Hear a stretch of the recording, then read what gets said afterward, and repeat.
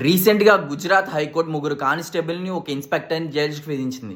ఎందుకంటే వాళ్ళు నడి రోడ్డు మీద ఒక అక్యూజ్ని పట్టుకుని కొడుతున్నారు. ఇది గుర్తుపెట్టుకోండి, కంటెంప్ట్ ఆఫ్ కోర్ట్ అంటే an act of disrespect or disobedience towards a court or interference with its orderly process. అంటే ఏ పోలీస్ ఆఫీసర్కైనా సరే మీ మీద డిస్రెస్పెక్టివ్గా కానీ డిసోబీడియన్స్ కానీ ప్రవర్తించే అధికారం అయితే లేదు. మీ మీద అమర్యాదగా ప్రవర్తించడం కానీ, ఒక చెయ్యి వేయడం కానీ, ఒక పోలీస్ ఆఫీసర్ ఇంకొక అతన్ని పనిష్ చేసే ఒక అధికారం అయితే కోర్టు ఇవ్వలేదు ఎవరికి కూడా. ఒక పోలీస్ ఆఫీసర్ మీ మీద ఒక కాలర్ పుచ్చుకుంటే ఆ police officer contempt of court ప్రకారం మీరు కేసు వేయచ్చు.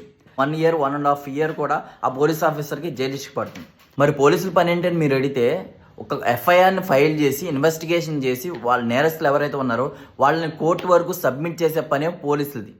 ఒకవేళ మనం పనిష్ చేయాలంటే కోర్టు నుంచి పర్మిషన్ తెచ్చుకోవాలి వాళ్ళు. నువ్వు ఏ దేశంలో ఉన్నావో ఆ దేశం యొక్క లాని తెలుసుకోవడం చాలా ఇంపార్టెంట్.